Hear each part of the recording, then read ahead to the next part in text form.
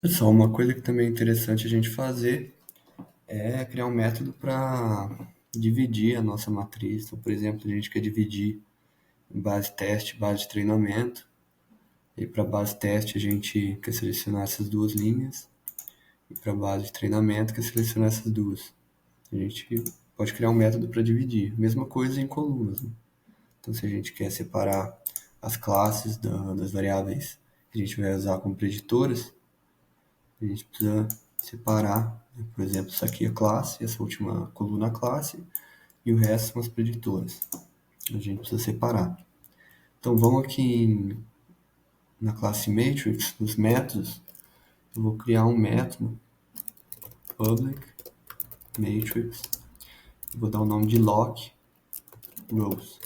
Então, a gente vai selecionar, utilizar o mesmo nome que a gente usa na biblioteca do Pandas. Então, para selecionar os índices de uma matriz, a gente utiliza um atributo lock. Vou utilizar o mesmo por convenção. Então, aqui a gente vai passar primeiramente uma matriz, que vai ser a matriz actual. Daqui a pouco vocês vão entender por que a gente vai utilizar isso aqui. E aqui a gente passa o índice de começo, start, e o índice de fim. Então,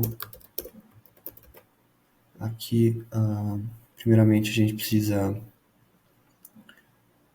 fazer uma condicional, né? Por exemplo, se a gente define o começo fora da matriz, isso aqui vai gerar uma exceção, então a gente precisa tratar isso.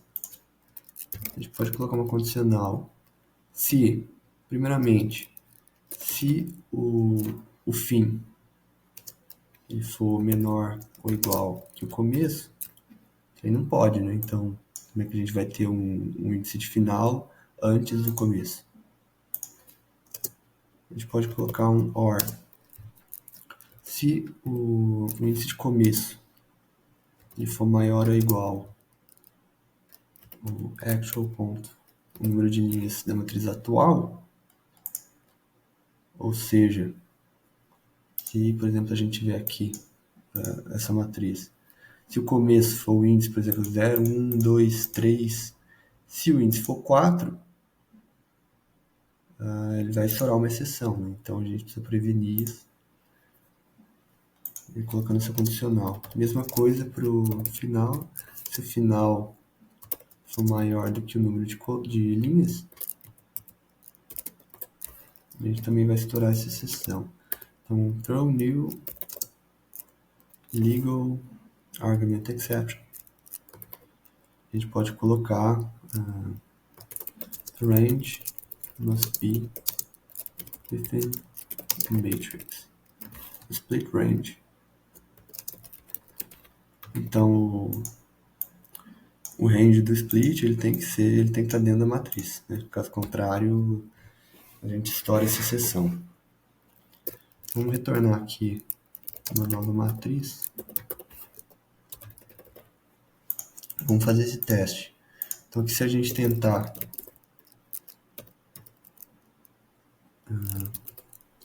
recortar a matriz no índice 0 ao índice 3,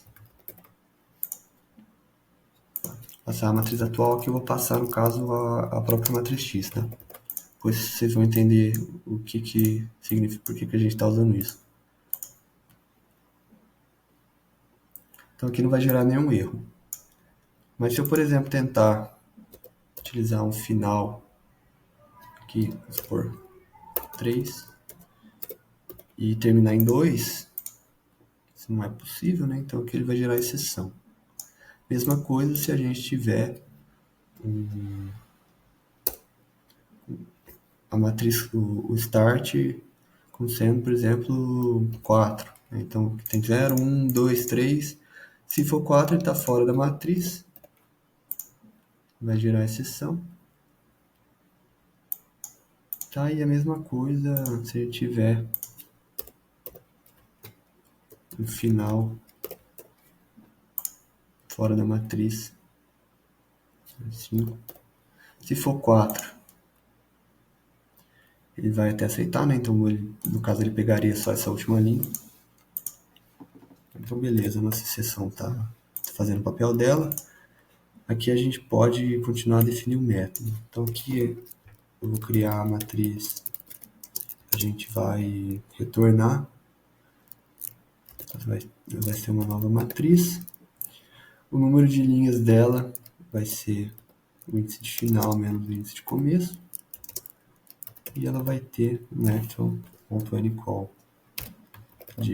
o mesmo número de colunas, né, da matriz atual que a gente está utilizando. Eu posso fazer uma iteração, então for int i igual a 0.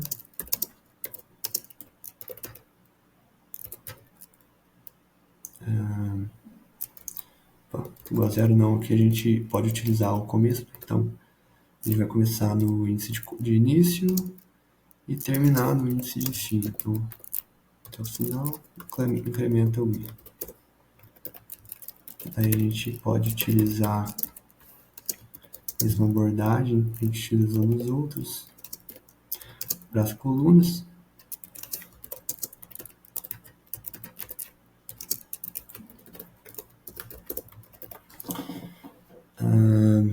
Esse índice, então, ele vai começar do começo, né? Essa matriz aqui, ela pode não ter esse índice. Então, aqui a gente precisa criar, vou chamar de i, vai começar em 0, que vai ser o índice correspondente à matriz nova. E aí, aqui no final, a gente incrementa ela. Daí, então, a gente atribui aqui o array da matriz, índice j, a matriz atual, né? Índice ij. E aí, por fim, a gente pode retornar a matriz. Beleza. Então, aqui, se a gente utilizar esse método,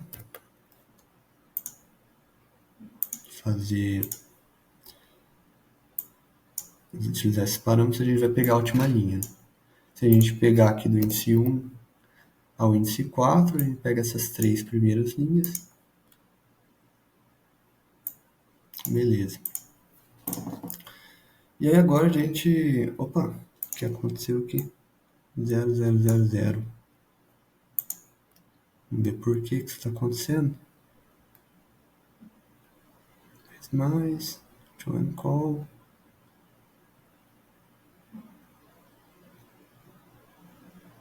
Aqui a gente tem que implementar, na verdade, o i.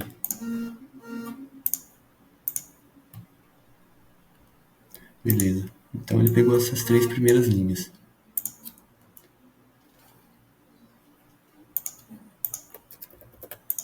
Beleza. Então, a gente agora precisa fazer um método para as colunas. Vamos criar um novo método aqui, public matrix lock calls. A gente passa os mesmos parâmetros.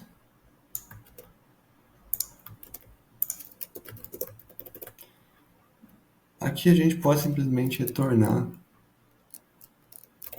dar um return em lock rows. E aqui a gente passa actual transposta, start e end, e retorna a transposta dela. Então aqui, se a gente fizer um lock calls de 1 a 4, a gente vai ter essa coluna, né? Dessa até essa. Beleza. Daí, então a gente pode criar, isso aqui eu vou deixar privado, porque vai ser só utilizado aqui dentro da classe. Então, private. E a ideia é fazer igual a gente fez aqui para o método concat. A gente cria um public matrix lock. Aqui a gente passa os parâmetros de início e de fim. E aqui a gente pode passar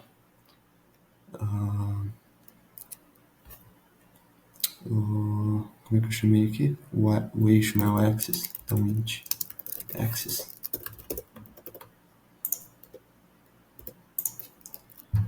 Então, a gente pode colocar aqui as condicionais. Se axis igual a 0, a gente retorna lock rows. E daí que a gente vai utilizar esse parâmetro, né? Aqui esse parâmetro a gente passa a própria instância, o começo e o fim. Se no caso o eixo for em linhas, a gente dá um return, lock rows,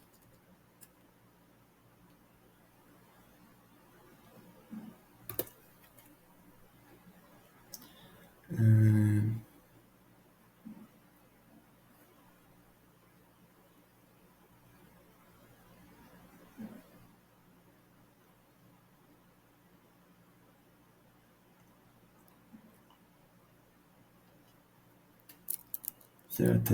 This, mesma coisa, start e end.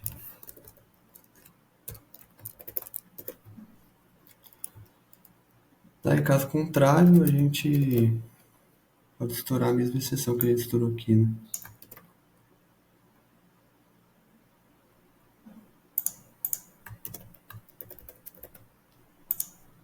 Beleza, então aqui a gente pode utilizar esse método lock. Se a gente quer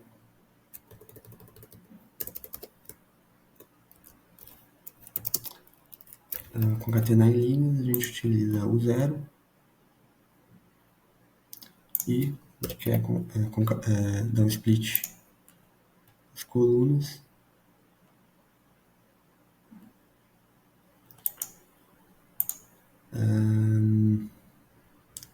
Lá, calls.